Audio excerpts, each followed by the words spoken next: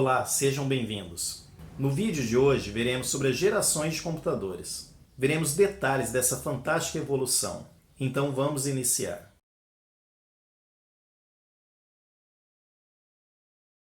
Então, para entendermos as gerações de computadores, vamos ver alguns dados. Neste quadro, podemos ver gerações de computadores ao longo da história da informática e seus principais representantes e características.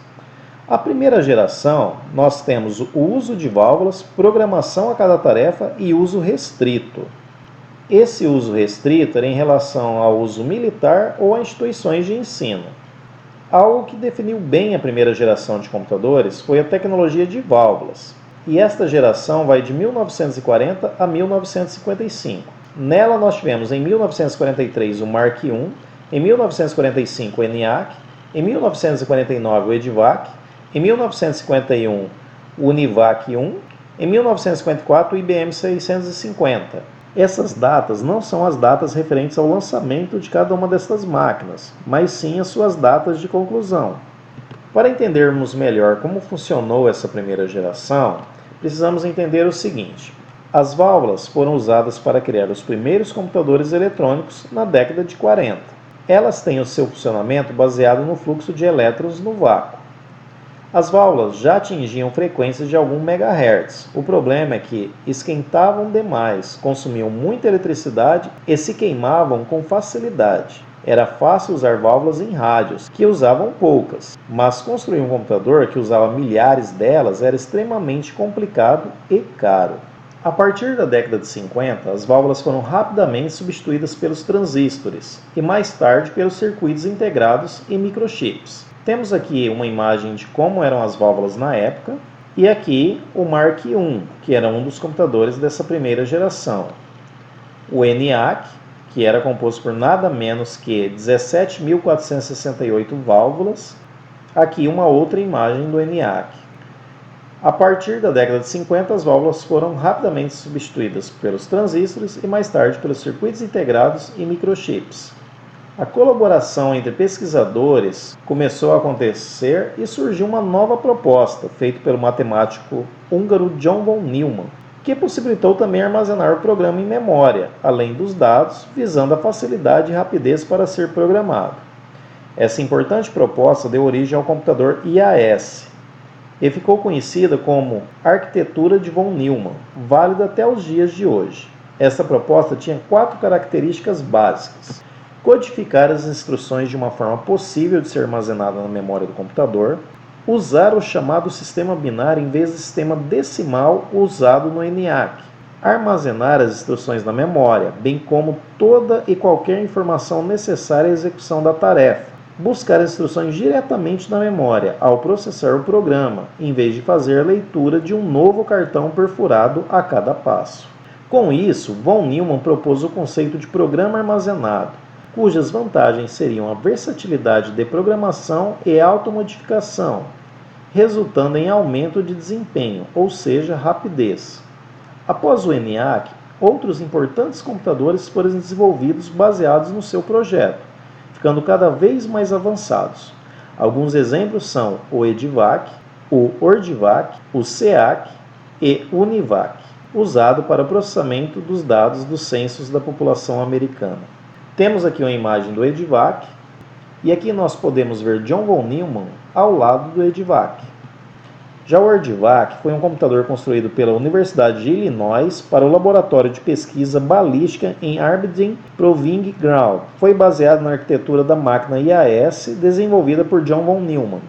Aqui nós temos uma imagem do IAS de 1952, que foi construído segundo a orientação de John von Neumann e muito influenciou o projeto do IBM 701, o primeiro computador eletrônico comercializado pela IBM. Aqui nós temos uma imagem do SEAC. E agora podemos ver o UNIVAC e também o IBM 650. Já na segunda geração, nós temos a invenção do transistor em substituição das válvulas e dos fios de ligação por circuitos impressos e o uso comercial. Então, o que destacou nessa segunda geração foi o uso do transistor, e esta geração vai de 1955 a 1965. Nela, nós tivemos como destaque em 1954 o IBM 1401 e em 1955 o Tradic. O primeiro dispositivo praticamente implementado foi um transistor de contato pontual, inventado em 1947 pelos físicos estadunidenses John Bardeen, Walter Brattain e William Shockley. Aqui nós vemos à direita uma réplica do primeiro transistor e à esquerda os seus inventores. Aqui nós vemos um transistor mais evoluído e a sua arquitetura. E aqui um diagrama esquemático do transistor. Este é um transistor simples, que funciona como um interruptor na construção de um circuito. Nesta imagem nós podemos ver o IBM 1401, que foi um dos destaques desta segunda geração de computadores. O outro destaque foi o computador Tradic. A terceira geração tivemos como destaque os circuitos integrados. Essa geração foi de 1965 a 1980. Nós tivemos nela o uso de transistores, resistores e diodos em um único chip. O que tivemos de tecnologia em destaque foi o IBM 360, o PDP-8 e o Intel 4004, que foi o primeiro microprocessador. Aqui nós podemos ver o IBM 360, o PDP-8 e o primeiro microprocessador, que foi lançado no dia 15 de novembro de 1971, e o seu nome era Intel 4004. O destaque dessa geração foram os circuitos integrados. Os circuitos integrados são circuitos eletrônicos funcionais, constituídos por um conjunto de transistores, diodos, resistências e condensadores fabricados no mesmo processo, sobre uma substância comum semicondutora de silício, que se designa vulgarmente por chip. Ou seja, o circuito integrado propriamente dito é o chip. Que vantagens que nós tivemos com isso? A redução de custos, peso e tamanho, maior velocidade de trabalho e menor consumo de energia. A quarta geração, nós tivemos os circuitos integrados em larga escala, e ela foi de 1980 a 1990. Nesta quarta geração, nós tivemos a diminuição do tamanho, os circuitos de larga escala, também conhecido como LSI, e centenas de componentes no mesmo chip. Tivemos como tecnologia de destaque em 1976 o Apple I e em 1981 o IBM PC, o primeiro computador pessoal. Aqui nós podemos ver imagens do Apple I. E também o primeiro computador pessoal, o IBM PC, que foi lançado no dia 12 de agosto de 1981. E ele foi um sucesso comercial.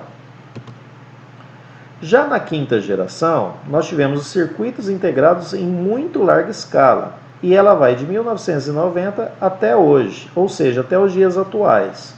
Para entendermos esse tipo de circuitos integrados, nós tivemos a integração de 10 milhões de componentes em um chip VLSI. Além disso, como tecnologias em destaque, tivemos supercomputadores, automação, multimídia e a era online, além de videogames, smartphones, processadores Intel muito evoluídos, Athlon e etc. Esta geração foi marcada pela evolução dos computadores pessoais.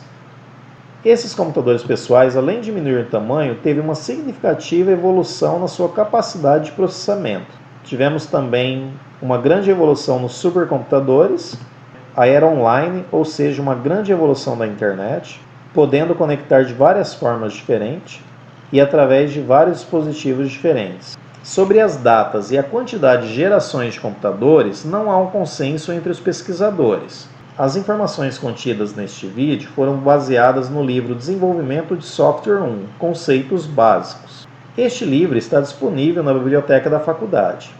E este foi o nosso vídeo de hoje. Espero ter contribuído para o conhecimento de vocês e até o nosso próximo vídeo.